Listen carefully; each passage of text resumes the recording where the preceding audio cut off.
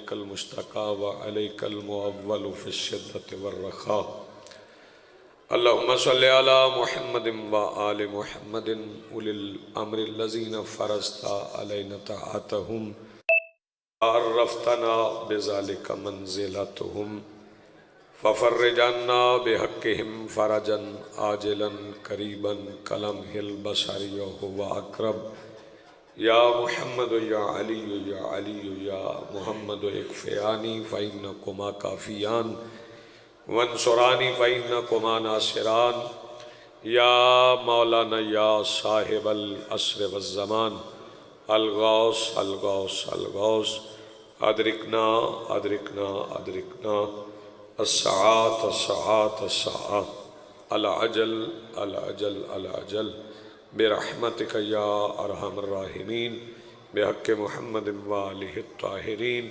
بلند تر صلوات پڑھیے.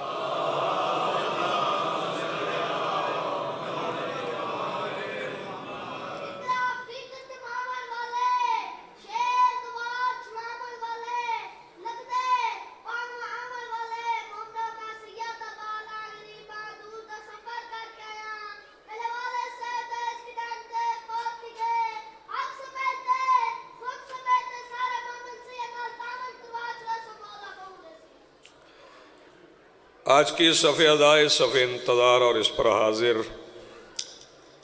بلا تفریق عقائد و نظریات کربلا کی ریت کے ٹیلہ کے ممبر پر تشریف فرما خطیب نظریہ توحید کے آخری استغاثہ پر لبیک کہنے والے غیرت مندوں کے دلوں میں موجود حرارت ولایت امیر المومنین کے وسیلہ سے درخواست گزار ہوں اپنے اس وارث کے حضور جو پردہ غیب میں شاہ سوار وادی نور کی حیثیت سے موجود ہے کہ کائنات کا وہ مطلق العنان مدبر الامور اپنے رخ سے حجاب غیبت ہٹائے اور کعبہ کی چھت سے اپنے پہلے ہی خطبے میں کائنات کو سمجھائے کہ علی کل بھی واجب تھا، علی آج بھی واجب ہے.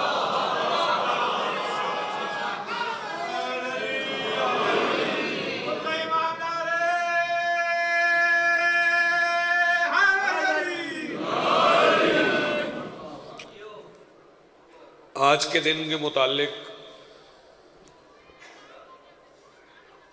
مسلمانوں کو بتانے کی ضرورت تو نہیں تھی، مگر بتانا پڑ رہا ہے.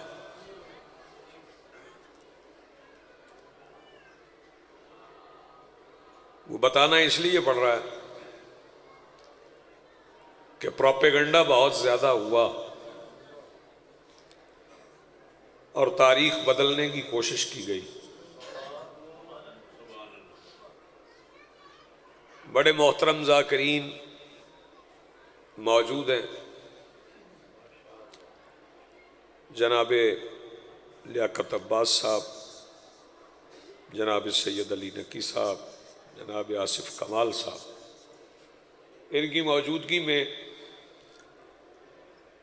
میں 1 گھنٹہ بھی پڑھوں تو شاید اتنی جامع بات نہ کہہ سکوں جو میں 10-12 منٹ میں کہہ جاؤں.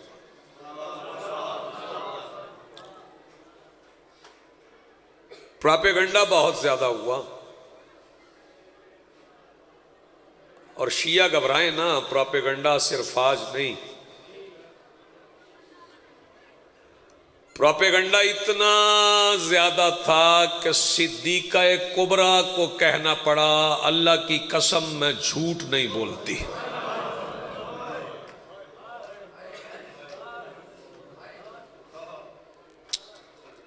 میری پڑھنے والوں سے بھی التماس ہے کہ پڑھتے ہوئے آج کے دن کو ملحوظ رکھے کہ آج کون سا دن ہے. آج 3 جمادی الثانی ہے اور آج جب شام ہو جائے، میں بہت تفصیل سے پڑھتا لیکن وقت ہی اتنا بچ گیا، وہ اس لیے کہ عزاداران نے جگہ جگہ پہ صف عزا بچھا رکھی ہے. 3 جمادی الثانی دن گزر جائے،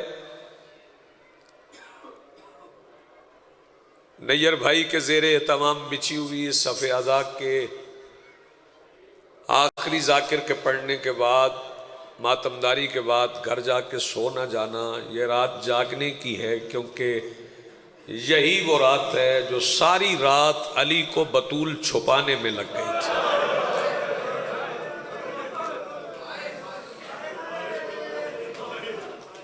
سیدہ آپ کو سلامت رکھے، بہت شکریہ، بڑی مہربانی۔ جی میں پھر کہتا ہوں، یہ ساری رات میرے مولا کو بطول چھپانے میں لگ گئی تھی۔ شہادت تو آخر میں پڑھنے والے صاحب پڑھیں گے۔ بیٹے یہ موبائل چھوڑو ذرا، تھوڑی دیر جیب میں ڈالو، آداب مجلس سیکھیں بھائی۔ میں تو گزارش کروں گا پڑھنے والے بھی سیکھیں، سننے والے بھی سیکھیں۔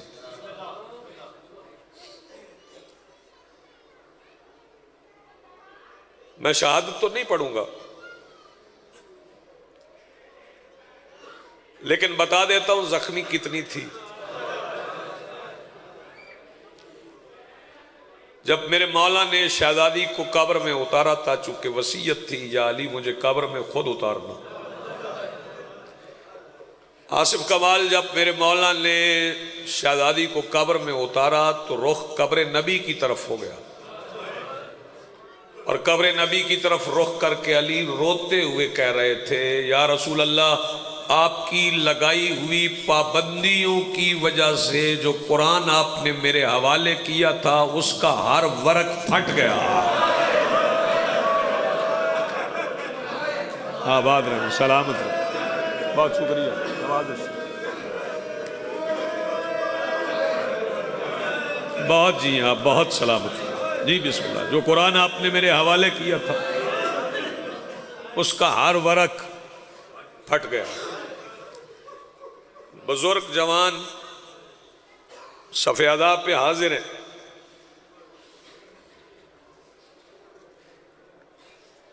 بھائی لیاقت، کائنات نے، چشم فلک نے علی سے بہادر ہستی کو نہیں دیکھا۔ علی سے بہادر کائنات میں کوئی ہے ہی نہیں۔ بدر علی نے لڑی، تنہا جیت گئے۔ احد اکیلے علی نے لڑی، اکیلے جیت گئے۔ خندق اکیلے علی نے لڑی، کسی سے مدد نہیں مانگی، اکیلے علی جیت گئے۔ فتح مکہ کے دن اکیلے علی نے بت توڑ دیے۔ حد یہ ہے کہ 19 رمضان کو جب علی کو ضرب لگ گئی تو بیٹے گلیم میں ڈال کے لے کے چلے۔ نکی بھائی یہ کمبل ہے گلیم، جس کے کونے آگے سے حسنین نے پکڑے ہوئے تھے، پیچھے سے محمد حنفی اور مولا عباس نے۔ اتنے بہادر تھے علی، جب گھر کے قریب پہنچے نا تو فرمایا، میرے بیٹو مجھے زمین پہ اتارو، میں جنازے کی صورت میں بیٹیوں کے سامنے نہیں جانا چاہتا۔ جزاک اللہ، مرحبا، میں اپنے پیروں پہ چل کے جاؤں۔ سیدہ آباد رکھے۔ علی اپنے پیروں پہ چل کے 19 رمضان کو بھی گھر میں داخل ہوئے۔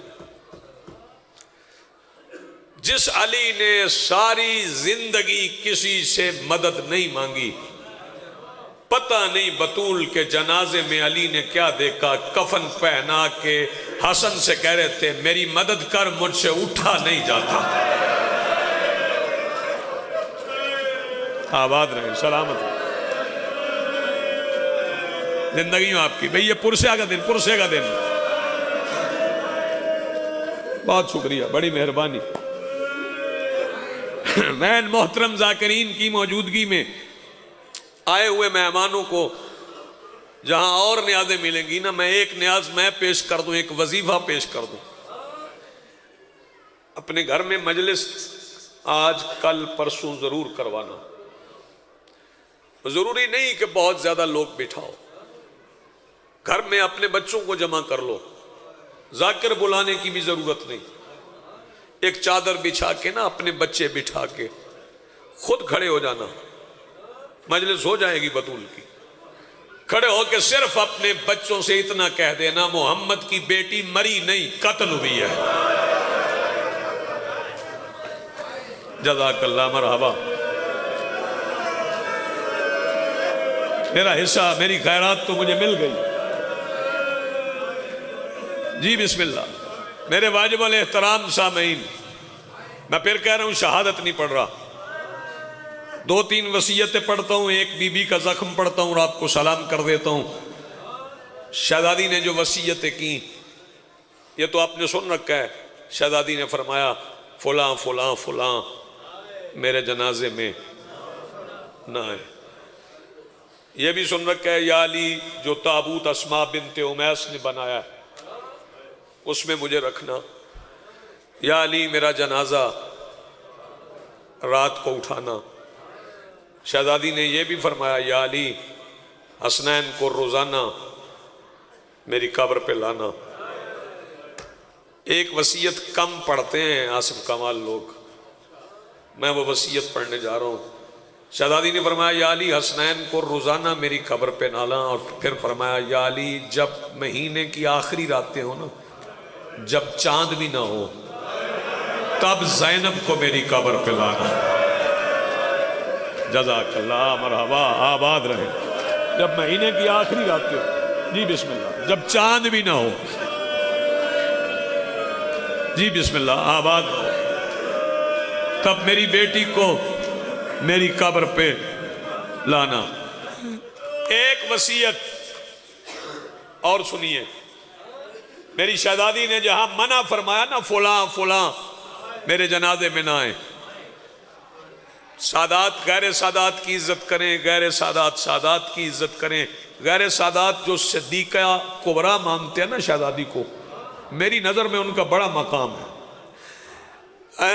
میں اس غیر سید کی عزت بتانے جا رہا ہوں جو بی بی کو صدیقہ مانتا ہے۔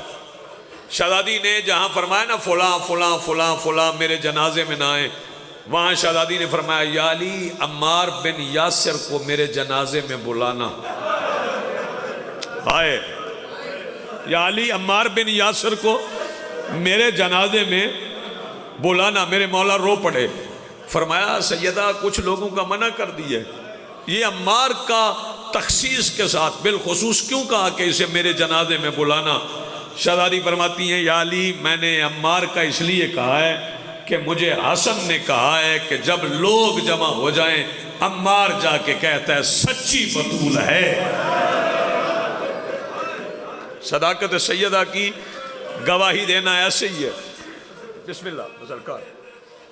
میں نے دیکھا نہیں، میرے بزرگ سید الذاکرین، استاد الذاکرین آقا جی تشریف فرمائیں، ان کی موجودگی میں شہزادی کی ایک اور وصیت پڑھتا ہوں، وہ موجود ہیں، میری آواز میں اور طاقت آ جائے گی۔ شہزادی نے فرمایا، یا علی مجھے قبر میں خود اتارنا۔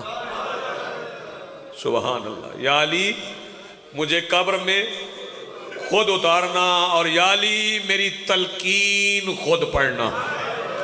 ممکن ہے بات میں کوئی بندہ کہے کہ شہزادی کی تلقین کیوں؟ تو ان کے جنازے، ان کی تلقین، ان کے کفن بقائے شریعت کے لیے ہوتے ہیں۔ آپ جب جنازہ ہو جائے، تلقین پڑھی جائے تو وہاں پہ موجود رہا کریں۔ جو موجود رہتے ہیں انہیں پتہ ہے کہ ایک بندہ قبر میں اترتا ہے، اگر مستور کی میت ہو تو محرم قبر میں اترتا ہے، وہ کندھے ہلاتا ہے، دائیں ہاتھ سے دائیں کندھا ہلاتا ہے، بائیں ہاتھ سے بایاں کندھا ہلاتا ہے۔ شہزادی فرماتی، یا علی میری تلقین خود پڑھنا، اور پھر رو کے کہتی، یا علی میری تلقین جب پڑھو نا میرا دایاں کندھا نہ ہلانا، میری پسلیاں ٹوٹ گئی ہیں۔ سیدہ آپ کو سلامت رکھے، بھی حصہ میرا، خیرات ہو گئی۔ یا علی میری تلقین خود پڑھنا، میرا دایاں کندھا نہ ہلانا۔ بس آخری فقرہ، جس بندے کو سمجھ نہیں آئی کہ بطول کتنی زخمی ہے، اسے آخری فقرے میں سمجھانے جا رہا ہوں۔ 3 جمادی الثانی کے بعد بعض بندے سمجھیں گے کہ بطول کا غم ختم ہو گیا۔ 3 جمادی الثانی کے بعد ایک دن حسین بابا کی انگلی پکڑ کے زخم بتانے جا رہا ہوں، شہزادی کتنی زخمی تھی۔ حسین مدینے کے بازار میں جا رہے تھے، اچانک حسین نے بابا کی انگلی چھوڑ دی۔ حسین مٹی پہ بیٹھ گئے، گھٹنوں پہ سر رکھ کے حسین نے آنکھیں بند کر لی۔